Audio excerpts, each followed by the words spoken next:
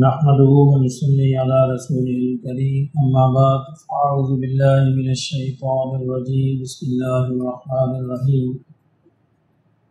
فكيف إذا جئنا من كل أمة بشهيد وجئنا بك على هؤلاء شهيدا يومئذ يود الذين كفروا عصوا الرسول لو تصفى بهم الأرض ولا يكتمون الله حديثا يا أيها الذين آمنوا لا تقربوا الصلاة وأنتم سكارى حتى تعلموا ما تقولون ولا جنبا إلا عابري سبيل حتى تغتسلوا وإن كنتم مرضى أو على سفر أو جاء أحد منكم من الغائط أو لامستم النساء فلم تجدوا ماء فتيمموا صعيدا طيبا فامسحوا بوجوهكم وأيديكم إن الله كان عفوا غفورا صدق اللہ العظیم۔ فرمایا کہ فکیف اذا جئنا، اس وقت کیا حال ہوگا، کیا منظر ہوگا، اذا جئنا من کل امت بشہید، جب ہم لائیں گے ہر امت پر ایک گواہ، ہر امت پر ایک گواہ لائیں گے، وَجِئْنَا بِكَ عَلَىٰ هَٰؤُلَاءِ شَهِيدًا، اور آپ کو بھی اس امت پر ان لوگوں پر گواہ لائیں گے۔ یعنی قیامت کے دن اللہ رب العزت ہر نبی کو گواہی کے طور پر بلائیں گے، کیا تو نے میرا پیغام جو ہے اپنی امت تک پہنچا دیا تھا؟ ظاہر ہے نبی علیہ السلام جتنے بھی انبیاء ہیں وہ اس پیغام کو پہنچایا، انہوں نے تو اس کی گواہی دیں گے کہ ہم نے جیسا بھی حق تھا اس پیغام کے پہنچانے کا، ہم نے پیغام کو پہنچا دیا۔ نبی صلی اللہ علیہ وسلم نے آخری خطبہ میں جو حجۃ الوداع کے موقع پر آپ نے دیا، اس میں آپ نے صحابہ سے پوچھا کہ اس بات کی گواہی دو کہ میں نے اللہ کا پیغام تم تک پہنچا دیا، اور سب نے کہا کہ یقیناً آپ نے پہنچا دیا۔ تو اس پہ فرمایا کہ اسی طرح نبی صلی اللہ علیہ وسلم کو بھی بلایا جائے گا اور ان کو بھی اس امت پر گواہی کے طور پر پیش کیا جائے گا کہ انہوں نے یہ پورا اللہ کا پیغام امت تک پہنچا دیا تھا۔ حدیث میں آتا ہے کہ ایک دفعہ نبی صلی اللہ علیہ وسلم نے حضرت عبداللہ ابن مسعود سے کہا کہ مجھے قرآن سناؤ۔ کیا شان تھی عبداللہ ابن مسعود کی؟ انہوں نے عرض کیا کہ یا رسول اللہ صلی اللہ علیہ وسلم، میں آپ کو قرآن سناؤں جبکہ قرآن آپ پر نازل ہوا ہے؟ تو حضرت حضور صلی اللہ علیہ وسلم نے فرمایا کہ ہاں تم مجھے قرآن سناؤ۔ اس لیے بعض حدیث میں آتا ہے کہ جو یہ چاہتا ہے کہ قرآن کو بالکل اسی طرح پڑھے جس سے نازل ہوا تھا، جس سے جبرائیل نے پڑھا تھا، وہ عبداللہ ابن مسعود کے لہجے میں پڑھے۔ اور فقہ حنفی میں زیادہ تر فقہ حنفی عبداللہ ابن مسعود سے ہی اخذ کیا گیا ہے۔ چنانچہ حضرت عبداللہ ابن مسعود کہتے کہ میں نے سورہ نساء کی تلاوت شروع کی، اور جب میں اس آیت پر پہنچا تو میں نے دیکھا کہ نبی اقدس صلی اللہ علیہ وسلم کا چہرہ اقدس جو ہے وہ رو کر تر ہو چکا، آپ رو رہے تھے۔ تو قیامت کا وہ منظر آپ کو یاد آ گیا کہ مجھے بھی گواہی دینی پڑے گی، اور گواہی میں ظاہر لائق نالائق سارے بچے ہوتے ہیں۔ ایک کسی باپ کو یہ کہا جائے کہ اپنے بچوں کو گواہی دو، اس کے لیے کتنا مشکل فیصلہ ہوتا ہے۔ اس میں نالائق بچے بھی ہیں، لائق بچے بھی ہیں، امت کے اندر لائق بھی ہیں، نالائق بھی ہیں۔ تو نبی صلی اللہ علیہ وسلم کو وہ منظر یاد آیا تو آپ اس کو یاد کر کے رو پڑے۔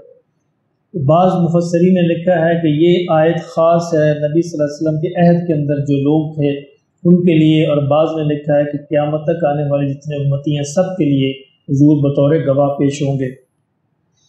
اب یہ آیت ایک دوسرے معنوں میں ختم نبوت کی دلیل بھی ہے، کیونکہ اس آیت میں اللہ رب العزت نے حضور صلی اللہ علیہ وسلم سے پہلے کے انبیاء کا ذکر کیا کہ وہ گواہی کے طور پر پیش ہوں گے، پھر حضور کا ذکر کیا، اور حضور کے بعد آنے والے کسی نبی کا ذکر نہیں کیا۔ یعنی اگر حضور کے بعد بھی نبی آنا ہوتا تو اللہ ان کا بھی یہاں ذکر فرماتے، جس طرح حضور صلی اللہ علیہ وسلم سے پہلے آنے والے انبیاء کا ذکر فرمایا۔ تو انڈائریکٹلی تو یہ آیت بھی قرآن مجید کی ان آیات میں سے ہے جو ختم نبوت کی دلیل ہے۔ یومئذ یود الذین کفروا، فرمایا یہ وہ دن وہ ہوگا جس دن چاہیں گے، خواہش کریں گے کافر، وعصوا الرسول، اور وہ جنہوں نے رسول کی نافرمانی کی، کیا خواہش کریں گے، کیا چاہیں گے، لو تصوی بہم الارض، کہ کاش ان کو بھی زمین کے برابر کر دیا جاتا۔ یعنی وہ مر جاتے، اٹھتے ہی نہ دوبارہ، مٹی میں مٹی ہو جاتے، ان کا حساب کتاب نہ ہوتا، اس بات کی خواہش کریں گے، لیکن یہ خواہش بہرحال پوری نہیں ہو سکتی، ان کو حساب دینا پڑے گا۔ ولا یکتمون اللہ حدیثا، اور وہ اللہ رب العزت سے کوئی بھی بات چھپا نہیں سکیں گے، یہ ممکن نہیں ہوگا، کیونکہ اللہ تو وہ ہستی ہے جو دلوں کے بھید کو جانتے ہیں۔ انسان کے اپنے اعضاء جو ہے گواہی دیں گے۔ ایک منظر قیامت کے اندر یہ بھی ہوگا کہ جب لوگ کہیں گے کہ یا اللہ کہ ہم کسی اور کی گواہی نہیں مانتے، یعنی بہانہ بنانے کی کوشش کریں گے، ہم کسی اور کی گواہی نہیں مانتے، تیرے فرشتوں بھی جھوٹ لکھ سکتے ہیں۔ تو اللہ نے کہا فکر نہ کرو، پریشان نہ ہو، تمہارے اپنے اعضاء گواہی دے دیتے ہیں، ان کی تو بھائی یہ تو تمہارے اپنے ہیں نا، اعضاء تمہارے اپنے ہیں، چنانچہ پھر ان کے اعضاء جو ہے وہ بھی گواہی دیں گے۔ یا ایھا الذین آمنوا، اے ایمان والو، لا تقربوا الصلاۃ، تم نماز کے قریب بھی نہ جاؤ، وانتم سکارا حتی تعلموا، جب تم نشے کی حالت میں ہو، یہاں تک کہ تمہیں معلوم ہو کہ تم ما تقولون، کہ تم کیا کہہ رہے ہو۔ یعنی نماز میں کم از کم اتنا انسان کو پتہ ہونا چاہیے کہ میں کیا کہہ رہا ہوں۔ ہمیں پتہ ہوتا ہے کیوں جی؟ ہماری نماز بھی آٹو پہ لگی ہوتی ہے، جس سے آٹو گاڑی ہوتی ہے کہ آٹو پہ ڈال دیا اور وہ کروز کنٹرول پہ سیٹ کر دیا، اب گاڑی جا رہی ہے، کوئی پرواہ نہیں۔ تو ہماری نماز بھی اسی طرح کی ہے۔ تو یہ کم از کم شرط ہے، کم از کم بندہ جانتا ہو کہ وہ کیا کہہ رہا ہے اللہ کا، اتنا تو کم از کم ہمارا حق بنتا ہے۔ یہ آخری درجہ ہے، اس کے بعد خشوع خضوع کے مزید درجات ہیں، جہاں ہم جو اپنی زبان سے کہہ رہے ہیں ہم جانتے ہوں کہ یا اللہ میں آپ سے یہ کہہ رہا ہوں۔ تو اللہ رب العزت نے بتدریج شریعت کو نافذ کیا۔ پہلے سورہ بقرہ کے اندر آیا کہ یہ شراب کے اندر برائی ہے، شراب ایک بری چیز ہے، اس سے اجتناب کرو۔ پھر دوسرے مرحلے میں یہ حکم آیا کہ تم نماز کی حالت میں، نشے کی حالت میں نماز کے قریب نہ جاؤ۔ پھر تیسرے مرحلے میں حکم آیا کہ شراب بالکل حرام ہے، اس کو ختم کر دیا جائے، چھوڑ دیا جائے۔ تو یہ دوسرا حکم ہے شراب کے بارے میں کہ اس میں صرف شراب شامل نہیں ہے، تمام نشہ آور اشیاء جس سے بھی انسان کی عقل ضائع ہو جاتی ہے، اس حالت میں نماز پڑھنی ممنوع ہے۔ یہاں مفسرین نے لکھا ہے کہ یہاں نماز سے مراد نماز بھی ہے اور نماز کی جگہ بھی ہے، مسجد بھی ہے، کیونکہ اگر صرف نماز کو نہ پڑھنا مقصد ہوتا تو اللہ یہاں پہ کہتے ہیں کہ لا تقربوا الصلاۃ، نہ تم نماز پڑھو، لا تقیموا الصلاۃ، تم نماز کو قائم نہ کرو، لیکن یہ نہیں کہا گیا، کہا گیا کہ لا تقربوا الصلاۃ، نماز کے قریب نہ جاؤ۔ تو قریب تو کسی چیز کے جاتے ہیں نا انسان، اس سے مسجد بھی مراد ہے، نماز بھی مراد ہے، اور نماز پڑھنے والی جگہ بھی مراد ہے۔ نشے کی حالت میں، اس حالت میں تم وہاں بھی نہ جاؤ اور مسجد میں بھی نہ جاؤ۔ اور اگلی آیت جو ہے وہ اس کی مزید وضاحت کر رہی ہے۔ آیت کا اگلا حصہ ولا جنوبن، اور نہ تم اس حالت میں نماز پڑھو جب تم حالت جنابت کے اندر ہو، جب تمہیں غسل کی حاجت ہو، اس حالت کے اندر بھی نماز نہ پڑھو اور نہ مسجد میں جاؤ۔ الا عابدی سبیل، اب ایک استثناء ہے اس میں کہ کسی مجبوری کی وجہ سے مسجد سے گزرنا پڑ جائے تو وہ اجازت ہے، مجبوری کی وجہ سے فوراً گزر جائے انسان تو وہ اجازت، ورنہ اجازت نہیں ہے مسجد میں جانے کی بھی اور نماز پڑھنے کی بھی، حتیٰ تغتسلوا، یہاں تک کہ تم غسل کر کے پاک نہ ہو جاؤ۔ تو حالت جنابت میں غسل کر کے انسان پاک ہوتا ہے، پھر نماز پڑھے گا اور پھر ہی مسجد میں آئے گا۔ لیکن کوئی مجبوری، اشد مجبوری ہو تو وہ ظاہر ہے کہ وہ ایک دفعہ وہ گزر سکتا ہے، کوئی مجبوری ہو تو۔